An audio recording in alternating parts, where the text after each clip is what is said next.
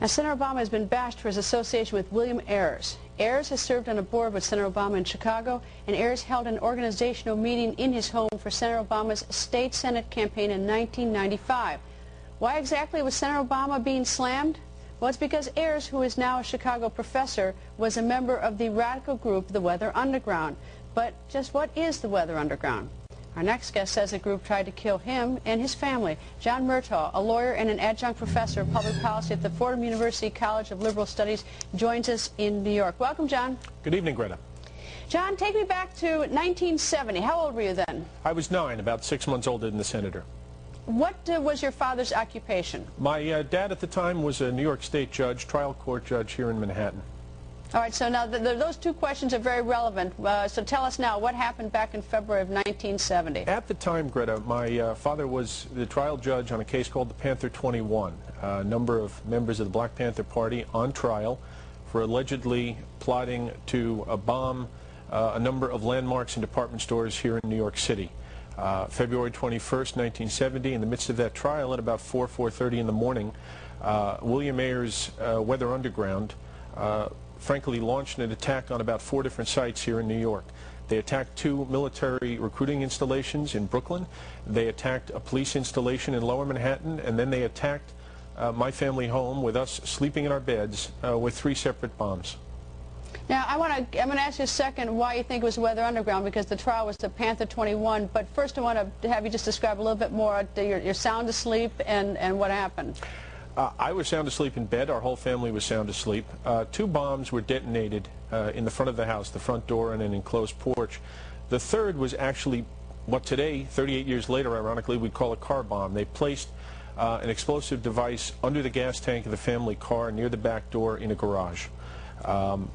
First thing I remember is waking up, no doubt from the sound, my mother coming into the room, pulling me out of bed.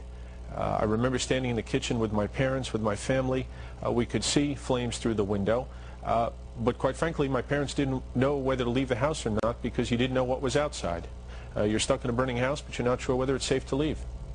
I take it those were sort of the old days when people actually had their addresses in phone books and stuff like that, even judges, right? I guess so. All right, now, you think it's the Weather Underground, but the Panther 21 was the trial your father was actually trying at the time. How do you connect those two? Quite simply because over the years, that's exactly who's been credited with the attack. Bernardine Dohrn, Bill Ayers' wife, months later took credit for the firebombing of our house. She took credit for a number of bombings in New York and threatened additional bombings to come. Every history of the Weather Underground that's been written since that time documents the fact that the assault on our home and our family, the attempt on our life, was by the Weather Underground. Now, I take it it changed your life. Well, clearly, at the age of 9, for anybody to experience that sort of thing, it's a life-changing experience. And the Weather Underground continued its attacks, as you documented, on the Pentagon, on the Capitol, on any number of buildings. Indeed, about a month after the attack on my family, they blew themselves up in a bomb-making factory in Greenwich Village as they were preparing bombs to attack a military installation at Fort Dix, New Jersey. And at that time, I think, weren't there 3 Weather Underground who actually died in that Greenwich Village bomb incident? I believe that's right. They were packing dynamite and nails to create shrapnel into bombs when it exploded as they prepared the weapons. How did your father explain what was going on to the 9-year-old kid? How do you explain that sort of thing? I mean, honestly, I don't recall ever sitting down and having an explanation. Crazy as it sounds, Greta, it became part of life. For a year and a half after that, we had round-the-clock police protection. You traveled everywhere with plainclothes detectives. That lasted for the duration of the trial until August of 1971. Was something written in the front yard, some graffiti or any other clue? I thought there was some clue. The morning, as I said, it happened in the middle of the night. The next morning, on the sidewalk, what was revealed was spray-painted graffiti that said, "Free the Panther 21, the Viet Cong have won." And then someone had written, "Kill the pigs."